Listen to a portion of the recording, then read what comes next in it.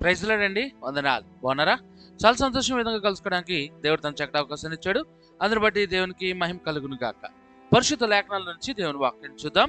నిర్గమకాండం 19వ అధ్యాయం 2వ వచనం. వారు రఫేదేము నుండి బయలుదేరి సీనాయి అరణ్యమునకు వచ్చి ఆ అరణ్యమందు దిగిరి అక్కడ ఆ పర్వతం ఎదుట ఇశ్రాయేలీయులు విడిసిరి. ఈ యొక్క వాక్యాన్ని బట్టి కొద్దిసేపు మనం దేవుని మాటలు వినబోతున్నాం. విశ్వాస యాత్ర అనే కాన్సెప్ట్ లో మనము ఈ రోజున సీనాయి కొండ దగ్గర ఏం జరిగింది, ఆ సీనాయి ప్రాంతం నుంచి దేవుడు మనకి ఏం పాఠం నేర్పోతున్నాడు అనే విషయాలు చూడబోతున్నాం. విశ్వాస యాత్రలో ఎలా ముందుకు కొనసాగాలి, విశ్వాస యాత్రలో మనం ఎలా ముందుకు వెళ్ళాలి, ఈ విశ్వాసులమైన మనము విశ్వాస యాత్రలో ఎలా ముందుకు కొనసాగాలి అనే విషయాలని మనము అరణ్య యాత్రను చూసుకుంటూ ముందుకు వెళ్తున్నాం. ఈ అరణ్య యాత్ర ఎక్కడంటే ఐగుప్తీయుల నుండి ఇశ్రాయేలు జనాంగానికి విడుదల వచ్చినప్పుడు ఐగుప్తు నుంచి బయలుదేరి వారు కానాను వరకు చేరుకున్నారు. ఆ మధ్య 40 సంవత్సరాలు పట్టింది. ఆ 40 సంవత్సరాలలో వారు చేసిన యాత్రనే ఎక్కడెక్కడ ఆగారు, ఎలా వెళ్ళారు అనే విషయాలను తెలుసుకుంటూ ఈరోజు మన విశ్వాస యాత్రకి అది ఎలా ఉపయోగపడుతుంది అనే విషయాలని మేము ముందుకు తీసుకొస్తూ ఉన్నాం. అంటే ఐగుప్తు నుంచి బయలుదేరి కానాను వరకు ఇశ్రాయేలు జనాంగం చేసిన 40 సంవత్సరాల అరణ్య ప్రయాణాన్ని ఈరోజు ఆ అరణ్య యాత్రని ఈరోజు మన విశ్వాస యాత్రలో ఎలా ముందుకు కొనసాగాలి, అడ్డంకులు వచ్చినప్పుడు, కష్టాలు వచ్చినప్పుడు, ఇబ్బందులు వచ్చినప్పుడు ఎలా దేవుడు నడిపిస్తాడు, ఎలా మనం నడవాలి, ఈ విశ్వాస యాత్రలో ఎలా ముందుకు కొనసాగాలి అనే విషయాల్ని మనం వింటూ ఉన్నాం. అయితే ఈ రోజున మనము సీనాయి పర్వతం గురించి, సీనాయి దగ్గరికి ఇశ్రాయేలు ప్రజలు వచ్చారు. అంటే రామ్సేస్, ఐగుప్తులో రామ్సేస్ నుంచి బయలుదేరారు. రామ్సేస్ నుంచి బయలుదేరి సుక్కోతుకి, సుక్కోత్ నుంచి ఏతాముకి, ఏతాపు నుంచి పిహైరోతుకు వచ్చారు. పిహైరోతు నుంచి మారాకు వచ్చారు. మారా నుంచి ఏలీముకు, ఏలీము నుంచి సీను అరణ్యానికి, సీను అరణ్యం నుంచి రఫేదేముకు వచ్చారు. రఫేదేము నుంచి వారు బయలుదేరి ఎక్కడికి వచ్చారంటే దాదాపు సీనాయి దగ్గరికి వచ్చారు. ఇక్కడ రఫేదేముకి వచ్చేసరికి వారికి 45 రోజులు అయింది. అయితే ఇక్కడికి వచ్చేసరికి 60 రోజులు అయింది. ఎలా చెప్పగలుగుతాం అంటే నిర్గమకాండం 19వ అధ్యాయం 1వ వచనంలో వారు మూడవ నెల దినారంభమున, 3వ నెల ఆరంభ దినమున, అంటే 3వ నెల ఆరంభం అంటే 61, 2 నెలలు అయిపోయింది. 3వ నెల మొదటి రోజు అంటే 61. 61వ రోజున సీనాయి పర్వతం దగ్గరికి వెళ్ళి వచ్చారు. అంటే ఐగుప్తు నుంచి బయలుదేరినట్టు నుంచి సీనాయి దగ్గరికి రావడానికి వీరికి దాదాపు 60 రోజులు పట్టింది. 61వ రోజున వారు ఈ యొక్క సీనాయి అరణ్యము అందు దిగారు. సీనాయి పర్వతం దగ్గర వారు దిగారు. సీనాయి అనే పేరుకు మనం అర్థం ఏంటో చూద్దాం. సీనాయి అనగా ముళ్ళ పొద లేదా కంచె పొద అని అర్థం. సారీ, సీనాయి అనగా ముళ్ళ పొద అని మనం చూద్దాం. అంటే ఇది అప్పటి పరిస్థితులు. సీనాయి దగ్గరికి ఇశ్రాయేలు ప్రజలు వచ్చినప్పుడు వారి పరిస్థితి ఎలా ఉంది, వారి ఆలోచన విధానం ఎలా ఉంది, శారీరకంగా, మానసికంగా, ఆత్మీయంగా వారు ఎలా ఉన్నారు అని మనం చూస్తే వారు అలసిపోయారు. అక్కడికి వచ్చేసరికి శారీరకంగా అలసిపోయారు. మానసికంగా వాళ్ళు ఎలా ఉన్నారంటే ఆనందంగా ఉన్నారు. ఎందుకంటే రెఫీదేములో వారు యుద్ధానికి గెలిచి బంగారం దోచుకున్నారు కాబట్టి, వారి దగ్గర బోళ్ళు సొమ్ము ధనం ఉంది కాబట్టి వారు చాలా సంతోషంగా ఉన్నారు. కానీ సీనాయి దగ్గరికి వచ్చేసరికి వాళ్ళ ఆత్మీయ పరిస్థితి ఇంకా దేవుని మీద పూర్తిగా ఆధారపడే స్థితికి వాళ్ళు రాలేదు. దేవుడు ఆహారం ఇస్తున్నా, వారికి నీరు ఇస్తున్నా, అన్ని సమకూరుస్తున్నా, యుద్ధాల్లో విజయం ఇస్తున్నా, వాళ్ళకి ఇంకా దేవుని మీద పరిపూర్ణ నమ్మకం రాలా. అంటే ఇంకా మనస్సు నిలపలేదు వారి ఆత్మీయ పరిస్థితి మనం చూస్తే. అయితే ఈ సీనాయి పర్వతం దగ్గర 3 రోజులు మనం వాక్యం వినబోతున్నాం. ఎందుకంటే అక్కడ దాదాపు వాళ్ళు 11 నెలలు ఉన్నారు. సీనాయి పర్వతం దగ్గరే వాళ్ళు దాదాపు 11 నెలలు ఉన్నారు. కాబట్టి అసలు ఆ 11 నెలల్లో మనం 3 వర్తమానాలు వినబోతున్నాం. అంటే మన ఆత్మీయ జీవితానికి, విశ్వాస యాత్రకు ఉపయోగపడేవి. ఎందుకంటే చాలా గొప్ప ఈవెంట్స్ జరిగాయి అక్కడ, అంటే చాలా గొప్ప విషయాలు జరిగాయి.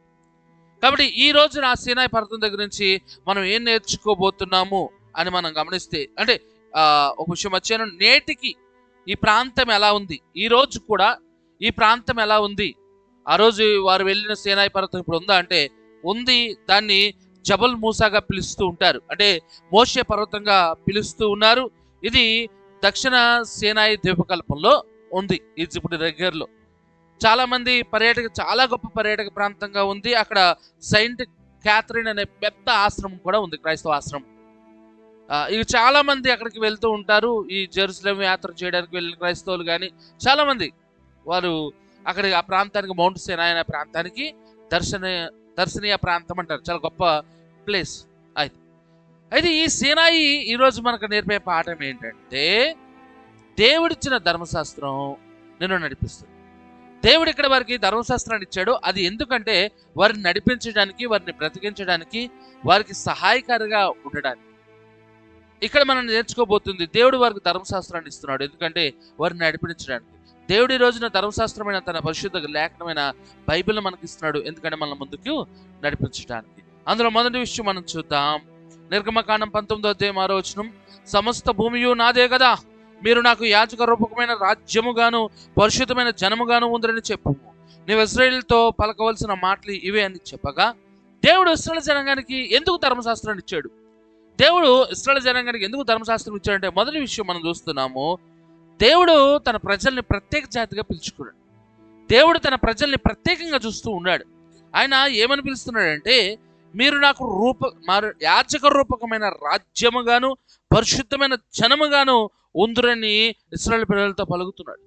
తన ప్రజల్ని అంటే యాజకులుగా, రాజ్యములో ఉండేవారుగా, పరిశుద్ధ జనముగా ఆయన వారిని పిలుస్తూ ఉన్నాడండి. మీరు నాకు ప్రత్యేక ప్రజలు, మీరు ఇంకా బానిసలు కాదు, మీరు నాకు రాజ్య యాజకులు, నా రాజ్యంలో ఉండే గొప్ప యాజకులు, మీరందరూ కూడా నన్ను సేవించేవారు, మీరు బానిసలు కాదు, నా వారసులు అంటాడు ఆయన. మొదటి పేతురు 2:9 అయితే మీరు చీకట్లో నుండి ఆశ్చర్యమైన తన వెలుగులోనికి మిమ్మల్ని పిలిచిన వాని గుణాతిశయములను ప్రచురము చేయ నిమిత్తము ఏర్పరచబడిన వంశమును, రాజ్యులైన యాజక సమూహమును, పరిశుద్ధ జనమును, దేవుని సొత్తైన ప్రజలై ఉన్నారు. మనం ఏమై ఉన్నామంటే, ఆ రోజు దేవుడు తన ప్రజలను ప్రత్యేకంగా పిలుచుకున్నట్టే ఈ రోజు తన నమ్మిన బిడ్డలను దేవుడు ఏమని పిలుస్తున్నాడంటే, రాజులైన యాజక సమూహముగా, పరిశుద్ధ జనముగా, దేవుని సొత్తైన వారిగా దేవుడు మనల్ని పిలుస్తున్నాడు. ఈరోజు నువ్వు గమనించాల్సింది ఏంటంటే, నువ్వు సాధారణ వ్యక్తి కాదు, నువ్వు దేవుని సొత్తు, నువ్వు దేవుని సొంతమైన వాడి. మనం ఏదో మామూలు సాధారణమైన వ్యక్తులం కాదు, మనం దేవుని వారము, మనము దేవుని సొత్తై ఉన్న ప్రజలము. ఎందుకు దేవుడు ఇశ్రాయేలు జనాంగానికి తన ధర్మశాస్త్రం ఇస్తున్నాడు అంటే, దేవుడు తన ప్రజల్ని ప్రత్యేకంగా పిలుచుకున్నాడు. మీరు నా ప్రజలు అన్నాడు. అందుకే దేవుడు తన ధర్మశాస్త్రాన్ని వారికి అప్పగించాడు. రెండో విషయం చూద్దాం. నిర్గమకాండం 19:10 యెహోవా మోషేతో, నీవు ప్రజల యొద్దకు వెళ్ళి నేడును రేపును వారిని పరిశుద్ధపరచు, వారు తమ బట్టలు ఉతుక్కుని 3వ నాటికి సిద్ధముగా ఉండవలను. 3వ నాడు యెహోవా ప్రజలందరి కన్నులు ఎదుట సీనాయి పర్వతం మీదకి దిగివచ్చును. దేవుని సన్నిధిగా ఉండటానికండి పరిశుద్ధత అవసరం. ధర్మశాస్త్రం ఆయన ఇవ్వడానికి సిద్ధంగా ఉన్నాడు. అయితే ఆయన దిగి రాబోతున్నాడు ఆ మౌంట్ సీనాయి మీదకి. అయితే మోషేని పిలిచి చెప్పాడు, అయ్యా మోషే, నేను ఆ పర్వతం మీదకి రాబోతున్నాను, ఆ పర్వతం మీదకి రాబోతున్నాను కాబట్టి ఇదిగో నేడును రేపును వారిని పరిశుద్ధపరచుకో, 3వ రోజుకి నేను ఆ పరిశుద్ధ పర్వతం మీదకి వస్తాను అన్నాడు. అంటే దేవుని సన్నిధికి పరిశుద్ధత అవసరం. వారు తమ బట్టలు ఉతుక్కున్నారు, తాము పరిశుద్ధపరుచుకున్నారు. ఎందుకంటే దేవుని స్వయంగా చూడకపోయినప్పటికీ ఆ కొండ మీద దిగి వచ్చే ఆ దేవుని యొక్క శక్తిని చూడబోతున్నారు. వారు దేవుని సన్నిధికి ఎప్పుడైనా సరే పరిశుద్ధత అవసరం. 3వ నాటికి సిద్ధంగా ఉన్నారు. 3వ నాడు యెహోవా ప్రజలందరూ కన్నులు ఎదుట సీనాయి పర్వతం మీదకి దిగి వచ్చాను. ఇక్కడ మన జీవితాల్లో మనం చర్చికి వెళ్తున్నాం అంటే శుద్ధత అంటే కడుక్కోవడం, తానం చేయడం, ఈ విషయం చెప్పట్లా. నువ్వు సంఘానికి వెళ్ళి వచ్చేస్తున్నావు అనేది కాదు, చర్చికి ఎలా వెళ్ళిపోతున్నావు అనేది కాదు. నీ ఆత్మ పరిశీలన, నిన్ను నువ్వు శుద్ధి చేసుకున్న సంఘానికి రా. వాక్యము చేత ఉదక స్థానం చేయబడి నువ్వు సంఘానికి రావాలి. మనము దేవుని సంఘం విషయంలో చాలా జాగ్రత్త కలిగిన వరమై ఉండాలి. ఆయన సంఘం విషయంలో, ఆయన సన్నిధి విషయంలో చాలా జాగ్రత్త కలిగి ఉండాలి. హెబ్రీ 12:14 అందరితో సమాధానము పరిశుద్ధత కలిగి ఉండటకు ప్రయత్నించుడి, పరిశుద్ధత లేకుండా ఎవడు దేవుడిని చూడలేం. పరిశుద్ధత లేకుండా ఎవడు దేవుని చూడలేం. అదే దేవుని సన్నిధికి మనం రావాలంటే మనలో పరిశుద్ధత అవసరం. అంటే పైన తోముకునేది కాదు, లోపల వాక్యము చేత నీ హృదయాన్ని తోముకోవాలి. పరిశుద్ధత లేకుండా ఎవడు దేవుని చూడడు. 3వ విషయం చూద్దాం. కీర్తనలు 119:1 యెహోవా ధర్మశాస్త్రం అనుసరించి నిర్దోషంగా నడుచుకుని వారు ధన్యులు. అదే కీర్తనలు 97 నీ ధర్మశాస్త్రం నాకు ఎంతో ప్రియముగా ఉన్నది, దినమెల్లా నేను దాన్ని ధ్యానించుచున్నాను. అంటే అంటే దేవుడు వారికి ధర్మశాస్త్రాన్ని ఇచ్చాడు. దేవుడు వారికి కావాల్సిన ధర్మశాస్త్రాన్ని ఇచ్చాడు. దేవుడు మోషేని పిలుచుకున్నాడు సీనాయి కొండ మీదకి. 40 రోజులు దేవుడు మాట్లాడుతూ ఆయనకి దేవుడు తన చేవ్రాత అని రాయబడి దేవుని చేవ్రాతతో 10 ఆజ్ఞలు ఒక పలక మీద రాశాడు. అలాగే తను చేయవలసిన అన్ని రాయవలసిన అన్ని ధర్మశాస్త్రం అంతా కూడా ఆయన తెలియజేశాడు. అంటే ధర్మశాస్త్రం అనేది నిన్ను నడిపించకుండా ముందుకు ఆపేసేది కాదు. దేవుడిస్తున్న ఈ యొక్క ఆజ్ఞల పుస్తకం అనేది నిన్ను ఇంకా మెరుగుపరిచి ముందుకు సాగిస్తాకే, నీకు భద్రతను ఇవ్వడానికి, మెరుగుపరిచి ముందుకు తీసుకెళ్తాకే ధర్మశాస్త్రం ఆ ప్రజలకు ఇస్తున్నాడు. ఇది చేయకూడదు, ఇలా చేయాలి, ఇలా చేయాలి, ఇలా చేయకూడదు అని ఎందుకు చెప్తున్నాడు అంటే నిన్ను ఆపేయడానికి, నిన్ను నాశనం చేయడానికి కాదు దేవుడు. ఇశ్రాయేలు ప్రజలకు దేవుడు ధర్మశాస్త్రాన్ని ఎందుకు ఇస్తున్నాడు అంటే వారిని గొప్పగా ముందుకు తీసుకెళ్ళడానికి, వారిని గొప్పగా ఎదిగింపడేయడానికి, ఆపేయడానికి కాదండి. 10 ఆజ్ఞలు బంధనం కాదు, అది రక్షణ గోడ. దేవుని వాక్యాన్ని నీ నీకు దారి ముందుకు తీసుకెళ్ళేది అదే.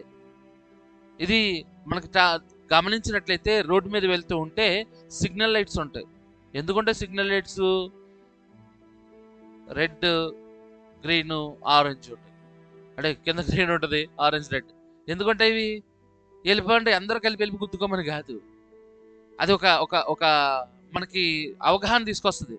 రెడ్ పడితే వెళ్ళకూడదు, ఆరెంజ్ పడితే స్టార్ట్ అవ్వడానికి రెడీగా ఉండాలి, గ్రీన్ అవుతే వెళ్ళిపోవచ్చు. అలాగే ధర్మశాస్త్రం కూడా నిన్ను ఎప్పుడు వెళ్ళనివ్వాలో, ఎప్పుడు వెళ్ళనివ్వకూడదు, ఎప్పుడు రెడీగా ఉండమన్నాలో అదంతా తెలియచేయడానికి దేవుడు ఇశ్రాయేలు ప్రజలకి ధర్మశాస్త్రాన్ని ఇచ్చాడు. అయితే ఈ ధర్మశాస్త్రం మోషేకి ఇస్తుండగా కింద ప్రజల విషయం మనం గమనిస్తే నిర్గమకాండం 20:20 అందుకే మోషే భయపడుకుని మేము పరీక్షించుటకును మీరు పాపం చేయకున్నట్లు ఆయన భయము మీకు కలుగుటకును దేవుడు ఏం చేసిన ప్రజలతో చెప్పాను. దేవుడి పట్ల నీ భయం నేను పాపం చేయనివ్వకుండా ఉంటుంది. ఇశ్రాయేలు ప్రజలు కింద ఉన్నారు. ఆ యొక్క పర్వతం మీదకి యేసు ప్రభు దేవుడు దిగిరాగానే ఆ మేఘములు, భయంకరమైన మేఘములు, పిడుగులు, శబ్దము, మెరుపులు ఇవన్నీ చూసి ఇశ్రాయేలు జనాంగం గనగన వణికారంట, భయపడ్డారంట. అప్పుడు దేవుడు అంటాడు, ఆ మోషే అంటాడు, అయ్యలారా మీరు భయపడక. దేవుడు ఆ పర్వతం మీద దిగి వచ్చాడు. ఆయన శక్తి అసలు ఇదంతా ఎందుకంటే మీరు భయపడుతున్నారంటే మీరు పాపం చేయకుండా ఉంటారు. దేవుని పట్ల నీ భయం నిన్ను ఎప్పటికీ పాపం చేయను. ధర్మశాస్త్రం అదే. ఎందుకంటే అరే ఇది ఒక ధర్మశాస్త్రం ఉంది, ఆ ధర్మశాస్త్రము దేవుడిచ్చింది, దాని ప్రకారం మనం చెయ్యాలి అనే భయం ఉంటే నువ్వు పాపము చేయకుండా ఉంటావు.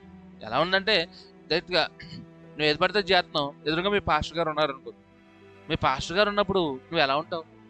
ఇష్టానుసారంగా మాట్లాడతావా? ఇష్టానుసారంగా గంతులేస్తావా? లేదుగా. అంటే మా పాస్టర్ గారు చూస్తున్నారు, జాగ్రత్తగా ఉండాలి. మరి దేవుడు చూస్తున్నాడంటే ఇంకెంత జాగ్రత్తగా ఉంటాం కదా కదండి. అందుకే దేవుడు ధర్మశాస్త్రం ఇస్తాడు. ఆ ధర్మశాస్త్ర భయం వలన వీరు పాపం చేయకుండా ఉంటారు అని. ఈ ధర్మశాస్త్రం వలనైనా సరే వాళ్ళు ఏ పాపము చేయకుండా మంచిగా ముందుకెళ్తారని దేవుడు తన ధర్మశాస్త్రాన్ని వారికి ఇస్తున్నాడు. సామెత 1:7 యెహోవా యందు భయభక్తులు కలిగి ఉంటారు, తెలివికి మూలము. భయం అనేది ఎప్పుడైనా సరే అది ఒక గౌరవం అండి. దేవుని మీద భయం అంటే గౌరవం, ప్రేమ, గౌరవంతో కూడిన ప్రేమ. భయం అంటే దేవుని పట్ల భయం అంటే. అయితే నీకు తెలివి కావాలన్నా, జ్ఞానం కావాలన్నా దేవుని యందు భయభక్తులు కలిగి ఉండాలి. ఆయన ధర్మశాస్త్రం ఎందుకు ఇస్తున్నాడు అంటే ఆ ధర్మశాస్త్రం ఉందనే భయం చేత మనుషులు పాపం చేయకుండా ఉంటారని. ఇక ఆ తర్వాత మనం గమనిస్తే నిర్గమకాండం 24:7 అతడు నిబంధన గ్రంథంలో తీసుకున్న ప్రజలను వినిపింపగా వారు యెహోవా చెప్పినవన్నీ చేయొచ్చు విధేయులు భయొందు అనేది. ధర్మశాస్త్రం నీ జీవితాన్ని మార్చేదిగా ఉంటుంది. ధర్మశాస్త్రం నీ జీవితాన్ని విధేయతగా వైపు నడిపిస్తుంది. ధర్మశాస్త్రం అంటే ఇశ్రాయేలు ప్రజలకు దేవుడు ఉత్తినే ఇవ్వటం కాదు, వినడం కాదు, చేయడం ముఖ్యం. వారు విన్నారు, దాని ప్రకారం చేశారంటే లేదులే. అయితే దేవుడు మనకి ఈ రోజున ఇశ్రాయేలు ప్రజలకు దేవుడు ధర్మశాస్త్రాన్ని ఇచ్చాడు. అయితే ఈ రోజున దేవుడు మనకి బైబిల్ అనే పరిశుద్ధ గ్రంథాన్ని ఇచ్చాడు. ఈ పరిశుద్ధ గ్రంథం అనేది దాంట్లో మనం ఏం చేయాలి, ఎలా చేయాలి, ఎందుకు చేయాలి, ఎప్పుడు చేయాలి, ఎలా చేయాలి, ప్రతిదీ రాయబడ్డదండి. దాన్ని మనం వినే వారంగా కాదు. ఆ ధర్మశాస్త్రం బైబిల్ గ్రంథం దేవుడు మనకి ఇచ్చాడంటే మనల్ని ప్రత్యేకమైన వారిగా పిలుచుకున్నాడు కాబట్టి. ఈ పరిశుద్ధ గ్రంథం మనకి ఎందుకు ఇచ్చాడు? మన పరిశుద్ధంగా బ్రతకాలి కాబట్టి. దేవుడు పరిశుద్ధ గ్రంథమైన బైబిల్ మనకు ఎందుకు ఇచ్చాడంటే మనలో ఆ దాని వలన వచ్చే భయం చేత, దాని వలన వచ్చే భయం చేత మనం పాపం చేయకుండా ఉంటామని. ఆ పరిశుద్ధ గ్రంథము దేవుడు మనకి ఎందుకు ఇచ్చాడంటే మనల్ని ముందుకు నడిపించడానికి.